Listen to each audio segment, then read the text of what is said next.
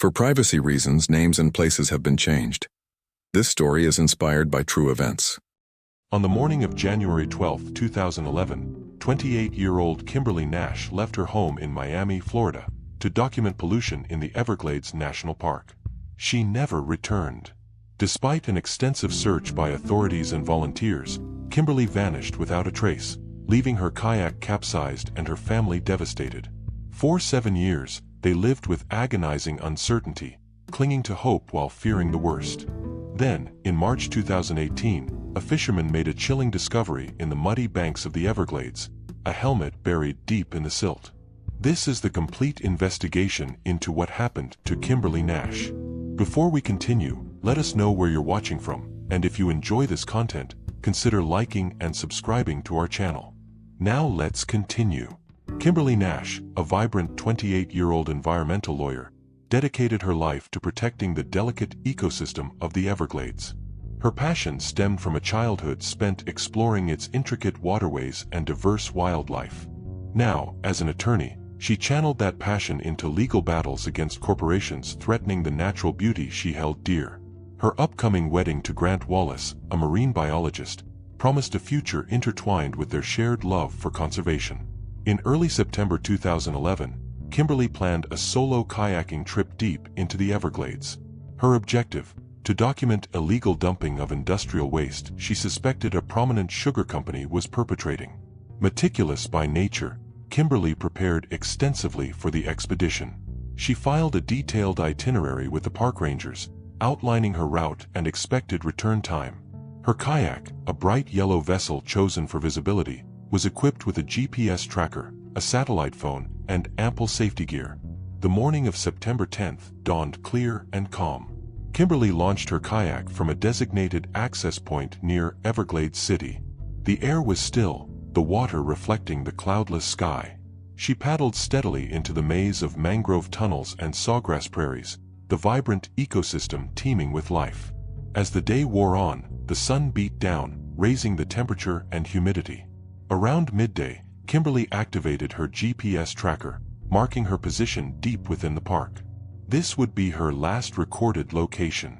Later that afternoon, a passing fishing boat stumbled upon Kimberly's overturned kayak. It drifted aimlessly, caught in a tangle of mangrove roots. Personal belongings, including her waterproof bag and a partially eaten lunch, were still inside. Kimberly was nowhere to be found. The discovery triggered an immediate and extensive search and rescue operation. Park rangers, aided by helicopters and airboats, combed the area. Divers searched the murky waters, while ground crews scoured the dense vegetation. Grant Wallace, notified of the disappearance, arrived at the scene, his face etched with worry. He cooperated with authorities, providing details of Kimberly's plans and expressing his growing fear.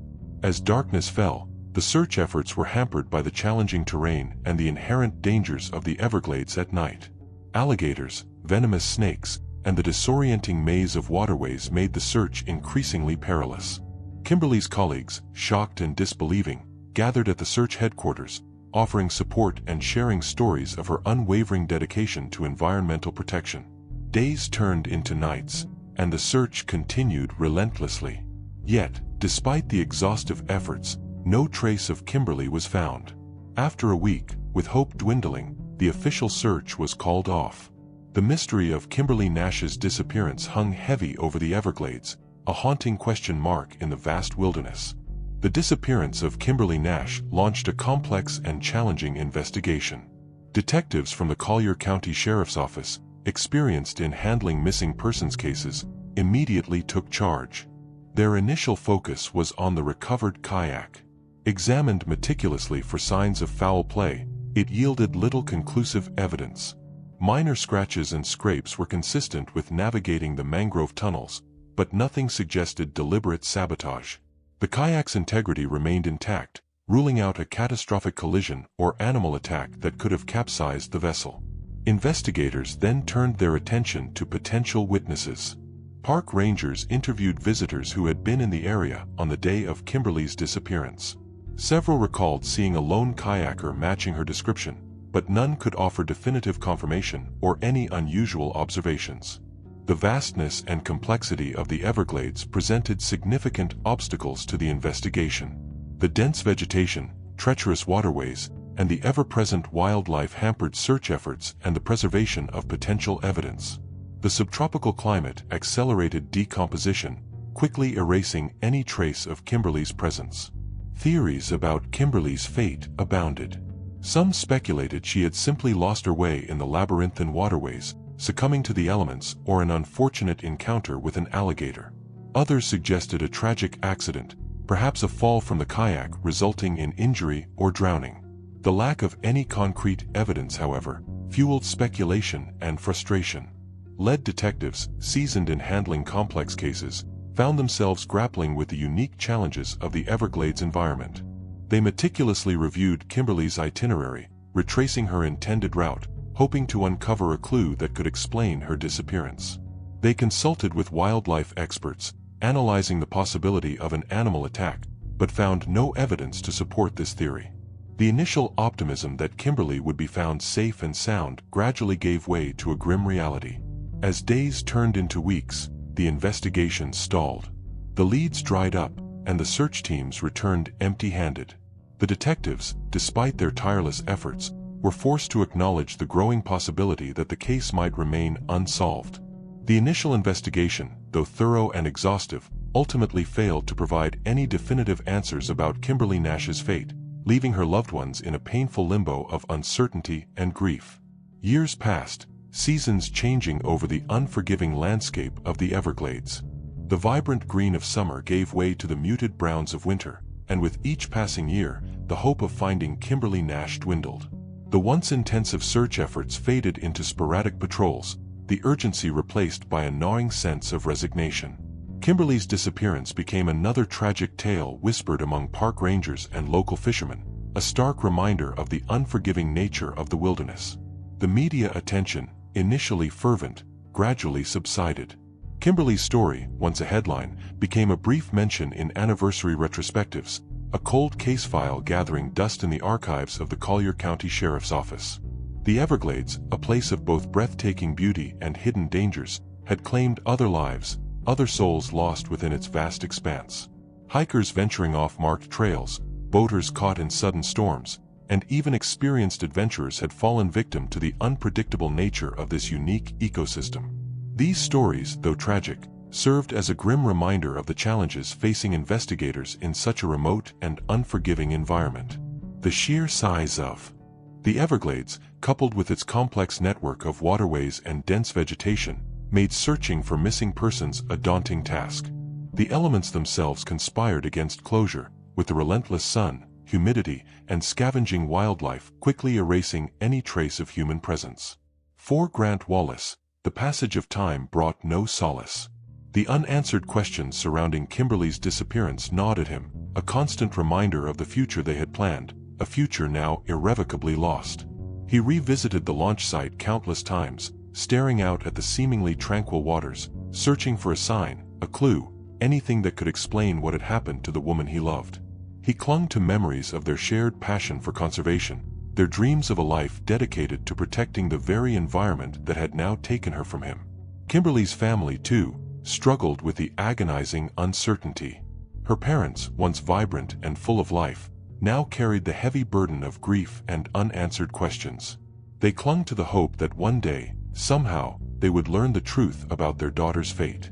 Birthdays and holidays, once occasions of joy and celebration, became poignant reminders of their loss, a void that could never be filled. They established a memorial fund in Kimberly's name, dedicated to supporting environmental causes, a way to honor her legacy and keep her memory alive. The case of Kimberly Nash, once a high-priority investigation, gradually slipped into the realm of the unsolved. The initial flurry of activity, the extensive searches, and the countless interviews had yielded nothing conclusive. The leads had run dry, the theories had proven fruitless, and the investigation had reached a standstill. The case file, thick with reports, witness statements, and forensic analyses, sat on a shelf in the detective's office, a silent testament to a life tragically cut short and a mystery that remained shrouded in the murky depths of the Everglades.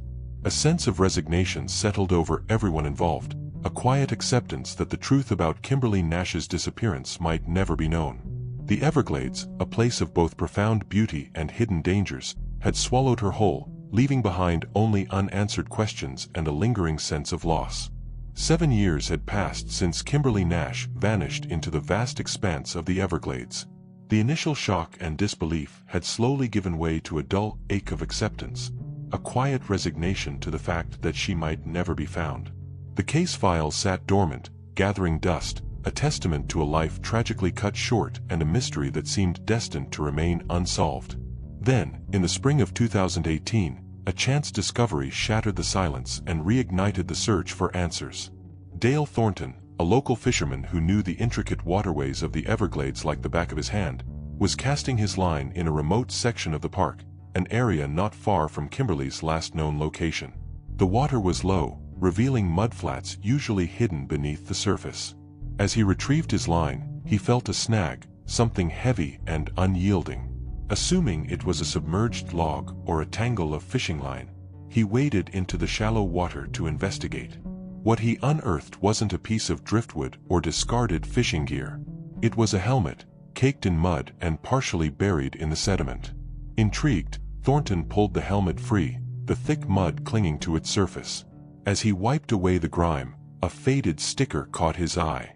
It was the logo of a prominent law firm in Miami, a firm he vaguely recognized from news reports years earlier, reports connected to the disappearance of a young environmental lawyer. A chill ran down his spine as he realized the potential significance of his discovery. He carefully examined the helmet. Beneath the mud, he could see faint scratches and a small dent on the side. Then, something else caught his attention. Clinging to the inside of the helmet were strands of long, dark hair, matted and discolored. Close to the hair, he noticed a darker stain, dried and crusty, a stain that looked disturbingly like blood. Thornton, a man of the Everglades, accustomed to the harsh realities of nature, recognized the gravity of the situation. He immediately contacted the park rangers, reporting his discovery. Within hours, the quiet backwater where he'd been fishing became a scene of intense activity. Law enforcement officials, alerted to the potential connection to the Kimberly Nash case, arrived quickly. The helmet, carefully bagged and tagged, was transported to the Collier County Sheriff's Office. The discovery of the helmet, a tangible piece of evidence after 7 years of silence, breathed new life into the investigation. Detectives, who had long ago accepted the case as unsolvable, were reinvigorated. The cold case files were retrieved, dusted off, and re-examined with fresh eyes. Forensic experts were called in to analyze the helmet, hoping to extract any trace of DNA that could confirm its connection to Kimberly Nash. The media, alerted to the shocking discovery, descended upon the Everglades, rehashing the details of Kimberly's disappearance and speculating about the implications of the newly found evidence. The quiet resignation that had settled over the case was replaced by a renewed sense of hope, a flicker of possibility that the truth about Kimberly Nash's fate might finally be revealed. The rediscovery of Kimberly Nash's helmet galvanized the Collier County Sheriff's Office. The case, cold for 7 years, was reopened, assigned to a newly formed cold case unit headed by Captain Michael McAllister. A veteran detective with over 2 decades of experience, McAllister had a reputation for his meticulous approach and his uncanny ability to connect seemingly disparate pieces of information. He possessed an intimate knowledge of the Everglades, its hidden dangers, and the secrets it held. Working alongside McAllister was Monica Rivas, a forensic analyst renowned for her expertise in trace evidence analysis. Rivas, meticulous and detail-oriented, brought a scientific rigor to the investigation, her laboratory becoming the epicenter of the renewed search for answers. The helmet, now a crucial piece of evidence, was meticulously examined in Rivas's state-of-the-art lab. The dried blood, carefully extracted, underwent DNA analysis. The results confirmed the initial suspicions. The blood belonged to Kimberly Nash. The hair strands, also recovered from the helmet's interior, provided further confirmation, matching Kimberly's DNA profile. Rivas then turned her attention to the helmet's surface. Under a powerful microscope, she discovered microscopic traces of a peculiar residue, a chemical compound not typically found in the Everglades environment. This residue, she suspected, held the key to understanding what had happened to Kimberly. Meanwhile, Captain McAllister revisited the original case files, meticulously reviewing every detail, every witness statement, every piece of evidence collected 7 years earlier. He focused on Kimberly's work as an environmental lawyer, her ongoing lawsuit against the sugar company, and the allegations of illegal dumping. McAllister's experience told him that environmental disputes could sometimes escalate into violence, particularly when large corporations felt threatened. He began to suspect that Kimberly's disappearance might not have been an accident, but a deliberate act, a consequence of her unwavering commitment to protecting the Everglades. Grant Wallace, Kimberly's fiancé, was interviewed again, his grief still palpable after all these years. He recounted Kimberly's growing concerns in the weeks leading up to her disappearance. She had confided in him about receiving veiled threats, anonymous phone calls, and a sense of being watched. She believed these threats were connected to her lawsuit against the sugar company, a lawsuit that threatened to expose their illegal dumping practices and cost them millions of dollars in fines and remediation efforts. These revelations provided McAllister with a potential motive, a reason why someone might want to silence Kimberly permanently. He began to investigate the sugar company, focusing on their operations in the Everglades, their environmental record, and any individuals who might have benefited from Kimberly's disappearance. He learned that the company had employed a private investigator, Taylor Jennings, a man with a reputation for using aggressive tactics to protect his clients' interests. Jennings's name had surfaced briefly in the initial investigation, but he had provided a seemingly airtight alibi, claiming he was out of state at the time of Kimberly's disappearance. McAllister, however, was not convinced. He began to dig deeper into Jennings's background, his connections to the sugar company, and his movements in the days surrounding Kimberly's kayaking trip. He sensed that Jennings held the key to unlocking the mystery of what had happened to Kimberly in the heart of the Everglades. Monica Rivas's meticulous analysis of the chemical residue found on Kimberly Nash's helmet provided the breakthrough investigators had been desperately seeking. Using advanced spectroscopic techniques, she identified the residue as a specific type of industrial byproduct, a chemical compound used in the sugar refining process. This compound, while not inherently dangerous, was a known pollutant, and its presence in the Everglades pointed directly to the sugar company Kimberly had been suing. Rivas compared the chemical signature of the residue to samples of waste products collected from the sugar company's processing plant.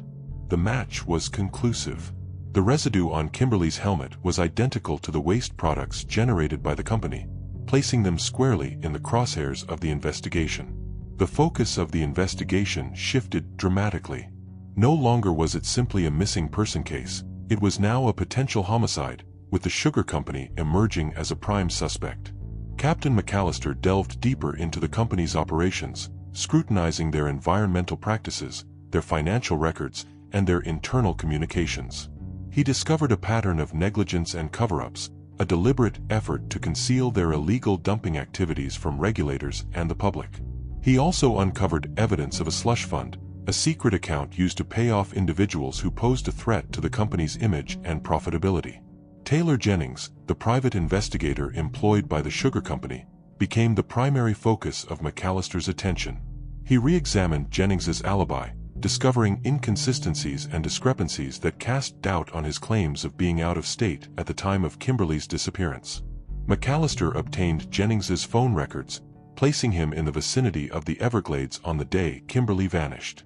He also uncovered financial records showing a large sum of money transferred from the sugar company's slush fund to Jennings's account shortly after Kimberly's disappearance. The pieces of the puzzle were beginning to fall into place. A search warrant was executed on Jennings's residence and office. Investigators discovered a hidden compartment in his office containing a stash of surveillance equipment, including a GPS tracker identical to the one Kimberly had carried on her kayak. They also found a torn piece of fabric matching the material of Kimberly's life vest, further solidifying the connection between Jennings and the missing lawyer. The forensic analysis of the helmet provided another crucial piece of evidence. The small dent on the side, initially dismissed as insignificant, was now re-examined. Rivas determined that the dent was consistent with a blow from a blunt object, possibly a paddle. The blood spatter patterns inside the helmet corroborated this theory, suggesting that Kimberly had been struck from behind, the impact causing the injury and contributing to her demise. Confronted with the mounting evidence, Jennings finally cracked. He confessed to sabotaging Kimberly's kayak, puncturing a small hole in the hull to ensure it would eventually capsize. He then admitted to following her into the Everglades, waiting for the opportune moment to strike. He described how he had approached her from behind, striking her with a paddle, causing her to fall into the water. He claimed that his intention was to incapacitate her, not to kill her, but the blow, combined with the disorientation and the challenging environment, had proved fatal. He then panicked, disposing of the paddle and fleeing the scene, leaving Kimberly's body to be swallowed by the unforgiving Everglades. Jennings's confession, corroborated by the forensic evidence and the financial records linking him to the sugar company, provided the final pieces of the puzzle. The case against him, and against the sugar company that had orchestrated Kimberly's demise, was now irrefutable. The truth, buried for 7 years in the murky depths of the Everglades, had finally been brought to light. The arrest of Taylor Jennings sent shockwaves through the community and brought the long-unsolved case of Kimberly Nash back into the spotlight. Charged with first-degree murder and conspiracy to commit murder, Jennings pleaded not guilty, claiming his confession had been coerced. The trial, held in the Collier County Courthouse, became a media sensation, drawing national attention to the dark underbelly of corporate greed and its potential for violence. The prosecution, armed with a mountain of evidence, presented a compelling case against Jennings.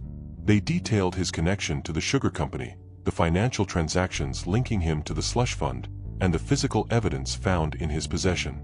Monica Rivas testified about the chemical residue on Kimberly's helmet, linking it directly to the sugar company's waste products. She also explained the forensic analysis of the blood spatter patterns and the dent on the helmet, demonstrating that Kimberly had been struck from behind, a blow consistent with Jennings's confession. Grant Wallace, his voice choked with emotion, recounted Kimberly's concerns about the threats she had received and her unwavering determination to expose the company's illegal activities.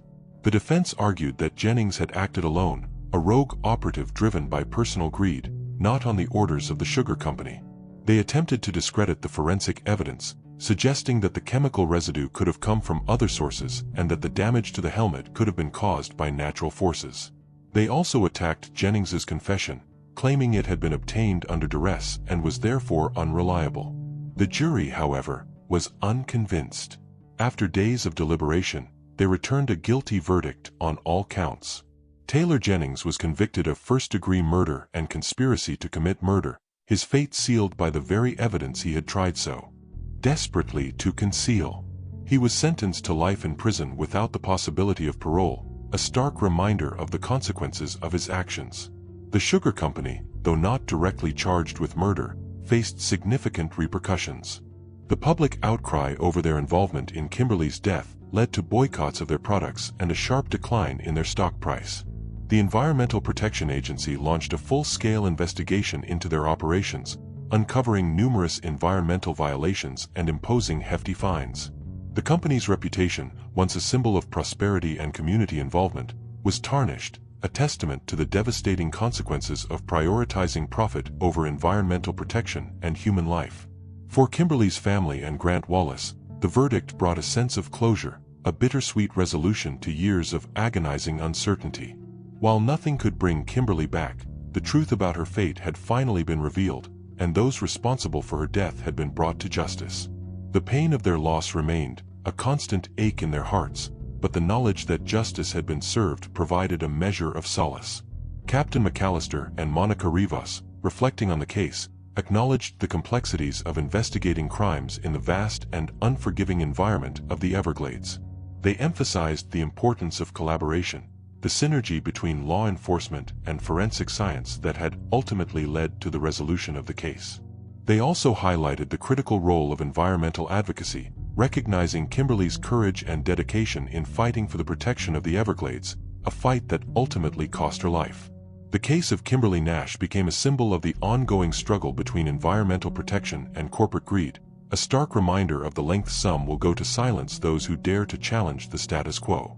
Kimberly's legacy lived on, however, in the renewed focus on environmental regulations and corporate accountability, and in the countless individuals inspired by her unwavering commitment to protecting the natural world.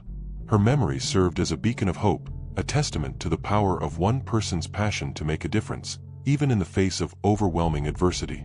The Everglades, the place she loved so dearly, now held her spirit, a silent guardian watching over the fragile ecosystem she had dedicated her life to protect.